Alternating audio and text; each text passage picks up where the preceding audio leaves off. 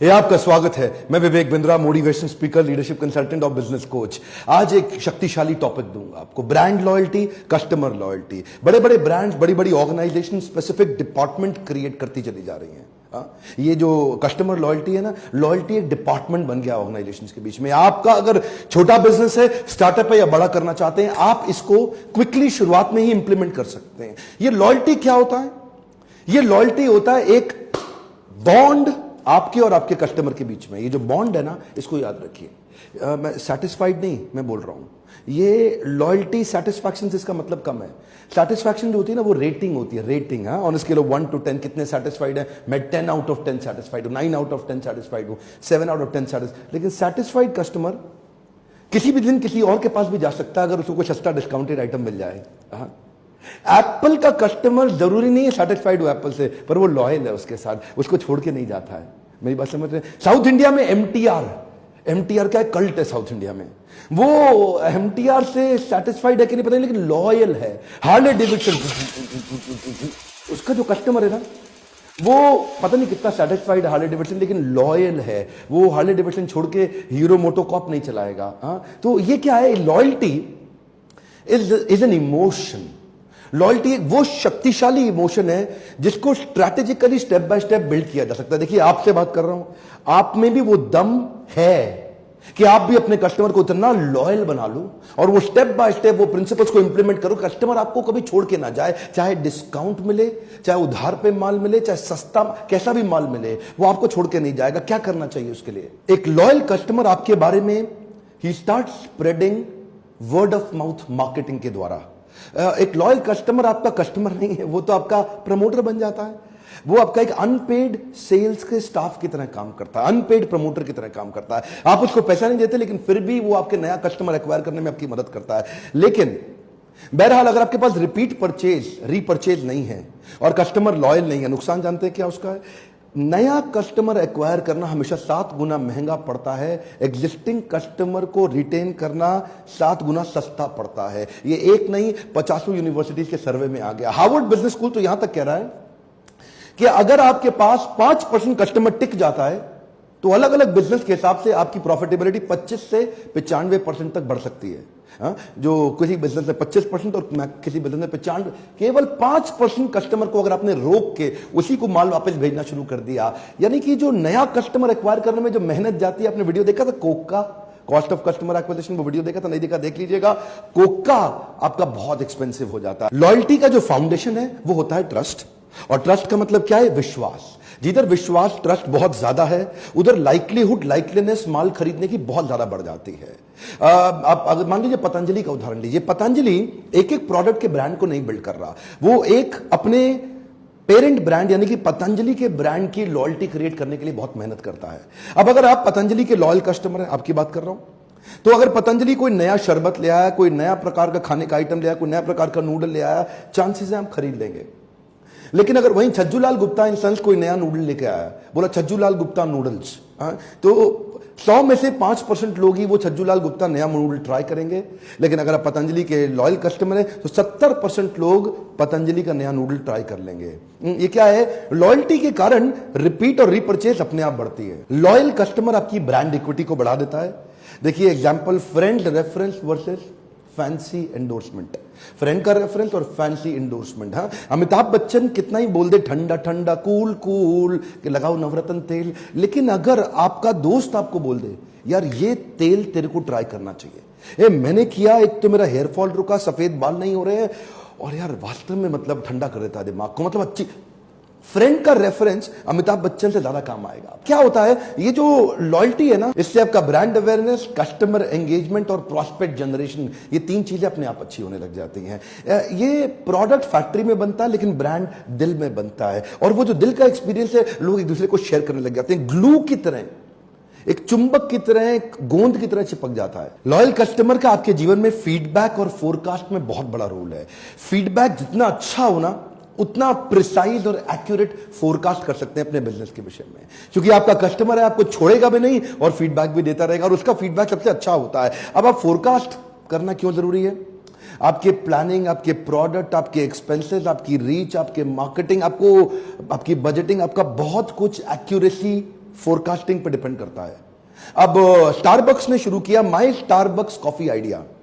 वो जो माई Starbucks idea उन्होंने कैंपेन लॉन्च किया अपने पोर्टल के ऊपर। उस पोर्टल पे उन्होंने कहा कि आप suggestion, discussion, idea, feedback, other inputs सब कुछ दीजिए और उसके बेसिस पे आप बताइए कि स्टारबक्स में हमें क्या परिवर्तन लाने चाहिए। आप मिलके हमारे साथ अपने ही स्टारबक्स को बनाइए, माई स्टारबक्स। कम ऑन, क्या माई, हर एक को ये फीलिंग देने का कोशिश किया कि जैसा आप बोलेंगे स्टारबक्स वैसा ही बनेगा। अच्छा, वहां पे लोगों ने अपने feedback, idea, discussion, suggestion, input सब कुछ दिया। तो उसके बाद उन्होंने कहा कि अब इसके ऊपर लाइक, कमेंट, शेयर, इनपुट का वैलिडेशन, तो इस पे और फर्दर एंगेजमेंट करिए। अब जिस आइडिया पे सबसे ज्यादा लाइक, सबसे ज्यादा कमेंट, सबसे ज्यादा वोट, सबसे ज्यादा शेयर, सबसे ज्यादा डिस्कशन जिस आइडिया पे होगा उस आइडिया को हम इंप्लीमेंट करेंगे। So over a period of few years इन्होंने 300 अलग अलग प्रकार के आइडियाज वहां से उठा लिए। अच्छा, अब कस्टमर फील करता था देखो मेरा आइडिया इंप्लीमेंट हुआ, देखो, और कस्टमर इन्वॉल्व हो जाता था। ये कस्टमर एंगेजमेंट लॉयल्टी के लिए बड़ा इंपॉर्टेंट है। जितना एंगेज हो जाएगा ना उतना लॉयल हो जाएगा। इससे स्टारबक्स 3 प्रकार के बड़े परिवर्तन लेके आया है। एक प्रोडक्ट आइडिया, एक एक्सपीरियंस आइडिया और इन्वॉल्वमेंट आइडिया। प्रोडक्ट आइडिया मतलब उन 300 आइडियाज में से कई आइडिया ऐसे जिससे वो अपने प्रोडक्ट को इंप्रूव कर सका। कैसा प्रकार का चॉकलेट चाहिए, कैसा स्किम्ड मिल्क चाहिए, किस प्रकार का टेस्ट, कैसा फ्रेग्रेंस, किस प्रकार के कप में, प्रोडक्ट को में कई तरह के इनोवेशंस ला सका। एक्सपीरियंस अपनी एम्बियंस में लेके आया, कस्टमर के टच पॉइंट्स में लेके आया, कस्टमर को महसूस कराया, अच्छा एक्सपीरियंस दिया, उसके साथ ऐसे लॉयल्टी प्रोग्राम्स, एंगेजमेंट्स बिल्ड किए और finally engagement ideas, involvement ideas. तो ये स्टारबक्स ना इन 3 लेवल पे इंप्रूवमेंट लाने के कारण आप जानते हैं वो सबसे अच्छा एक प्रीमियम सक्सेसफुल ब्रांड है दुनिया भर में स्टारबक्स। आपके मन में आ रहा होगा कि यार मैं भी करना चाहता हूं, मैं भी लॉयल्टी बिल्ड करना चाहता हूं, कैसे करूं? सबसे सिंपल तरीका क्या है? Point based loyalty program introduce कर दीजिए। कितना भी सेल आदमी करता है, कुछ भी परचेज करता है, उसको पॉइंट्स देना शुरू करिए जिनको बाद में रिडीम कर सके, जिनका बाद में रिडेम्पशन किया जा सके। डेलॉयट रिटेल सर्वे के मुताबिक, डेलॉयट आप जानते हैं ना, ग्लोबल कंसल्टिंग कंपनी है, तो डेलॉयट के बारे में हम जानते ही हैं। रिटेल सर्वे में डेलॉयट ने बताया कि जो ब्रांड्स लॉयल्टी प्रोग्राम रन कर रहे हैं वो ब्रांड्स 88% ज्यादा प्रॉफिटेबल हैं। 88% मोर प्रॉफिटेबल। देखिए करना क्या है, आपका जो ऑनलाइन कन्वर्जन है और इन शॉप एक्सपीरियंस है दोनों अच्छा हो जाएगा। ऑनलाइन कन्वर्जन मतलब आप अपना लॉयल्टी पॉइंट जो है ना वो ऑनलाइन भी इंटीग्रेट कर सकते हैं वेबसाइट पे कि जितने जो भी आईडी बनाए वो आईडी से जितनी बारी भी परचेज हुई उसको पॉइंट दे दिया। दुकान पे आकर के परचेज करके गया तो भी वहां पे आपने, क्योंकि आपको ऑफ कोर्स ये वाइट का धंधा होता है, कैश के धंधे में नहीं कर सकते आपको, ये तो बड़ी बेसिक सी बात है, आपको पता ही है। तो जब आपकी ट्रांजैक्शंस होगी तो उसके मोबाइल नंबर से, मोबाइल नंबर यूनिक होता है हर एक का, तो उससे उसकी आईडी के अंदर आप पॉइंट्स को जनरेट करके दे सकते हैं। अमेजॉन प्राइम क्या है? अमेजॉन जो है ना ये डिजिटल वॉलमार्ट है, ई कॉमर्स का सबसे बड़ा, सबसे शक्तिशाली वॉलमार्ट। अमेजॉन ने अपने अलग अलग कस्टमर्स को अलग अलग नीड के हिसाब से अमेजॉन प्राइम के अंदर हुक कर लिया।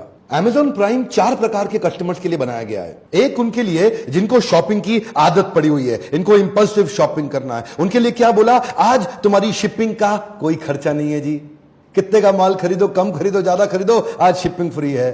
तो वो कहता है कोई मिनिमम लिमिट तो है नहीं, ओए होए करा लो जी, शिपिंग का पैसा नहीं लगेगा। अमेजॉन प्राइम एक उनके लिए भी काम करता है जिनको वैल्यू फॉर मनी दिमाग में चिपका हुआ है, सस्ता चाहिए, सस्ता चाहिए, सस्ता चाहिए, तो उसके लिए वो वैरायटी ऑफ एक्सक्लूसिव डील और डिस्काउंट लाता है जिससे उनका भी इंपल्सिव परचेज बढ़ता है। और एक ऐसे हैं जी, ओए होए मैं एक्सक्लूसिव आदमी हूं, मुझे एक्सक्लूसिव डील चाहिए। तो अमेजॉन प्राइम अपने प्राइम मेंबर के लिए वो प्रोडक्ट पहले लॉन्च करता है, बाकियों को नहीं दिखाता। और चौथे इसी बात से खुश हैं कि अमेजॉन प्राइम पे सारे अमेजॉन प्राइम वीडियोस हमारे लिए फ्री है। वो नेटफ्लिक्स और हॉटस्टार का पूरी तरह तो कंपैरिजन शायद अभी नहीं कर पा रहे होंगे, लेकिन इसमें भी अमेजॉन प्राइम वीडियो में इतना बड़ा कंटेंट का जो फैक्ट्री मिल जाता है कस्टमर को। 4 अलग प्रकार के कस्टमर, चारों की अलग प्रकार की नीड। अमेजॉन प्राइम लॉयल्टी के मामले में राजा बन गया है। जेट एयरवेज का फ्रीक्वेंट फ्लायर प्रोग्राम इस मामले में बड़ा पॉपुलर रहा है हमारे देश के अंदर। जेट एयरवेज का लॉयल्टी प्रोग्राम ये केस स्टडी बन चुका है, बड़ी सफलता का केस स्टडी है। जो उनका फ्रीक्वेंट फ्लायर है उसको वो पॉइंट्स और अलग अलग टीयर ऑफ कैटेगरी में डिवाइड कर देते हैं, नीचे से लेकर के ऊपर तक। आपको एक्स्ट्रा बैगेज का लाउंज दे देंगे, आपको लाउंज का, बिजनेस क्लास वाला लाउंज का एक्सेस इकोनॉमी में ही दे देंगे, आपको अर्ली चेक इन का बेनिफिट दे देंगे। अब मतलब कई तरह के बेनिफिट ये टीयर कैटेगरी बनाई।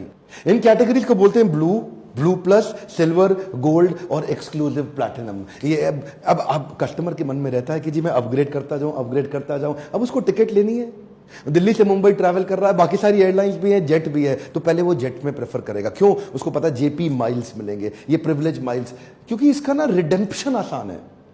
जेट इसका रिडेम्पशन करा देता है आपको, तो वो जेट जो कन्वीनियंस क्रिएट करके दे रहा है, तो लॉयल्टी, कस्टमर लॉयल होना चाहता है अगर आप उसके लिए लॉयल्टी आसान कर दें। मेरी बात ध्यान से सुनिएगा, कस्टमर लॉयल होना चाहता है अगर उसके लिए लॉयल्टी थोड़ी आसान हो जाए, उसको उसका फायदा तुरंत इंस्टेंटली उसको देखो। मान लो अब मेरे को आप बोलो कि भाई 1.5 लाख रुपए का एसी खरीदो जिससे मैं आपको 1500 रुपए का चाइनीज हेयर ड्रायर फ्री दूंगा। कमाल हो गया। अगर मैं 1.5 लाख का एसी खरीद सकता हूं, तेरे 1500 के चाइनीज हेयर ड्रायर का मैं क्या करूंगा? मैं उस टाइप का कस्टमर ही नहीं हूं। तो आप उसको चीज ही वो दे रहे हो जो उसके, लॉयल्टी एक इमोशन है, आपको वो बॉन्ड बिल्ड करने के आइडियाज आने चाहिए। अच्छा, सोशल चैनल्स पे भी आजकल लॉयल्टी बिल्ड करने का जमाना बढ़ गया है। लिंक्डइन पे, यूट्यूब पे, ट्विटर पे, इंस्टाग्राम पे, फेसबुक पे, व्हाट्सएप, अलग अलग प्रकार से कैसे आप क्या अपने कस्टमर को इंसेंटिवाइज कर सकते हो सोशल एक्टिविटी करने के लिए उसको। स्टारबक्स ने शुरू किया था ये tweet a coffee campaign, tweet a coffee. ऐसा मैंने एक रेस्टोरेंट में भी देखा था, एक रेस्टोरेंट में हम बैठे थे तो उसने कहा कि अगर सर आप इस रेस्टोरेंट की में सेल्फी खींच के अपने आप को टैग करके, लोकेशन टैग करके, रेस्टोरेंट का नाम डाल के अपने फेसबुक पर डाल दो तो हम आपको 1 कप कॉफी फ्री देंगे।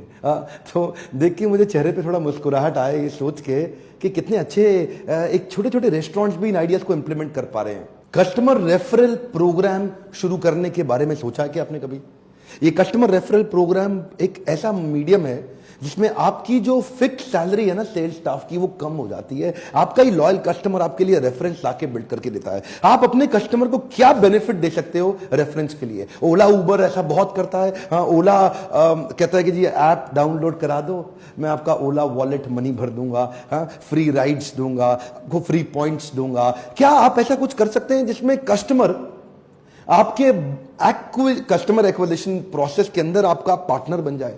नया कस्टमर जोड़ने के प्रोसेस में आपका पुराना कस्टमर आपका दोस्त बन के आपको नया कस्टमर जोड़ने में आपकी मदद करके दे। एक्चुअली ये ना, क्योंकि वो लॉयल कस्टमर है, तो ये उसका आपको प्यार दिखाने का और आपको धन्यवाद करने का तरीका होता है। वो करना चाहता है ये, क्योंकि वो, लेकिन क्या आपके पास वो प्लेटफॉर्म है? यकीन मानिए बहुत सारे कस्टमर आपके लिए बहुत कुछ करने को तैयार है। क्या आपके पास वो प्लेटफॉर्म है जिस प्लेटफॉर्म के माध्यम से आप उसको एंगेज करके और उससे आपका रिलेशन और बना, नया कस्टमर और जुड़ा? एक आपको अपना फेवरेट पॉइंट बता देता हूं, मुझको बड़ा पसंद है ये, analyse with data and engage with emotion. ये इसमें 2 हिस्से हैं, analyse with data and engage with emotion. ये जो डेटा एनालिटिक्स है ना, ये बड़ा महत्वपूर्ण चीज है। आज के समय में डेटा राजा है। आपका छोटा बिजनेस है या बड़ा बिजनेस है, अपने पास CRM जरूर रखिए, अपने कस्टमर का डेटा जरूर तैयार करिए। डेटा तैयार करने से किस आदमी ने, उसका फोन नंबर, उसका ईमेल एड्रेस, उसने क्या खरीदा, कब खरीदा, किस तारीख को खरीदा, कितने का खरीदा, उसके कुछ इंपुट पॉइंट्स बना लीजिए। डेटा को एनालाइज करिए और उस डेटा को एनालाइज करने के बाद उसको इमोशनली बाद में एंगेज करिए। मान लीजिए कुछ नहीं, देखिए आजकल ना HDFC बैंक्स ने ऐसा बहुत किया, बहुत सारे बैंक ऐसा करते हैं। आर्टिफिशियल इंटेलिजेंस बेस्ड चैटबॉट्स आ गए हैं। देखिए इलेक्ट्रॉनिक वर्चुअल असिस्टेंट्स आ गए, EVA बोलते हैं, इलेक्ट्रॉनिक वर्चुअल असिस्टेंट। चैटबॉट आपके साथ ऑटोमेटिकली आपके कस्टमर के साथ एंगेजमेंट बिल्ड कर देते हैं, आपकी फिजिकली वहां पे जरूरत ही नहीं है। अगर आपका पैथोलॉजिकल लैब है और आप ब्लड टेस्ट वगैरह करते हैं, सैंपल्स अगर जाके लेते हैं, कस्टमर के घर से जाकर के लेके आते हैं, अगर आपके कस्टमर ने पिछले 3 महीने 6 महीने के अंदर हड्डियों का, अपने दिल का या अपनी किडनी का या अपने लंग्स का, किसी का भी आपसे टेस्ट कराया है, आपको पता है ना आपके कस्टमर के बारे में, अब उसके लिए कुछ पीछे से कंटेंट उसको व्हाट्सएप पे भेजना शुरू करिए, उसको मैसेज पे भेजना शुरू करिए। अगर उसने हार्ट का कराया है तो हार्ट के लिए उसको कुछ ऐसे आइडिया दीजिए जिससे उसका हार्ट आगे भी हेल्दी रहे। अगर उसने हड्डी को कराया है तो कुछ ऐसे फूड आइटम्स के बारे में बताइए जिससे उसका विटामिन डी हमेशा सुरक्षित रहे, बना रहे, बड़ा रहे, चलता रहे, क्योंकि उसका विटामिन डी शायद कम रहा होगा। किडनी का कराया है तो कुछ इसको ऐसे कंटेंट भेजिए, उससे ना उसका आपका संबंध बन जाएगा, आपका रिश्ता बन जाएगा। वो सोचेगा यार मैंने ब्लड टेस्ट क्या कराया, ये तो मेरे माता पिता का रोल निभा रहा है, इतना प्यार दे रहा है, मेरा इतना ध्यान रख रहा है। कुछ ऐसा करिए कि डेटा को समझिए और इमोशनली एंगेज करिए। उसको, उसके दिल को जोड़ने, लेकिन दिल से जोड़ने के लिए पहले कस्टमर को पहचानना पड़ेगा ना।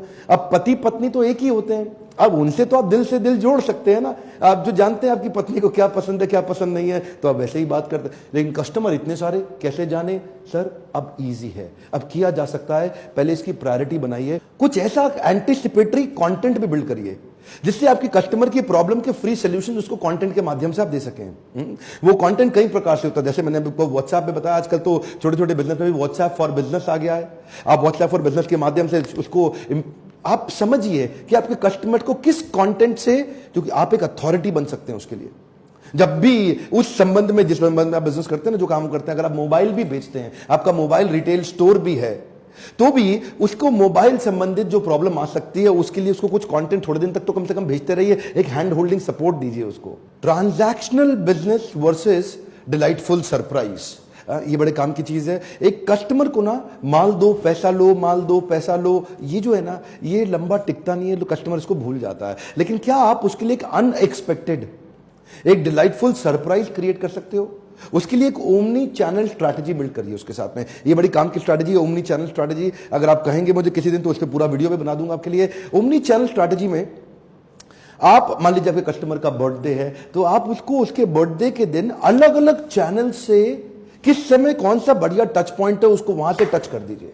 चाहे उसको फोन कॉल के थ्रू, चाहे एसएमएस के थ्रू, चाहे सोशल मीडिया के थ्रू, चाहे अपने सीआरएम में उसके लिए आपने कुछ एक ऐसा गिफ्ट डिस्काउंट कूपन ऐड कर दिया कि वो नेक्स्ट टाइम आए तो उसको उसका बेनिफिट मिल जाए। आप उसको केक भेजें, कोई स्कीम दें, उसके लिए कुछ ऐसा डिस्काउंट दे दें, या उसको कुछ ऐसा अलग फेवर कर दें।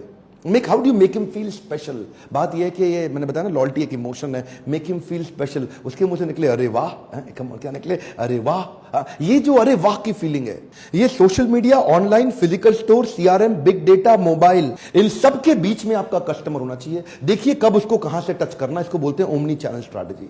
कभी यहां से काम, कभी यहां से, कभी यहां से, कभी, ये एक चक्रव्यूह है।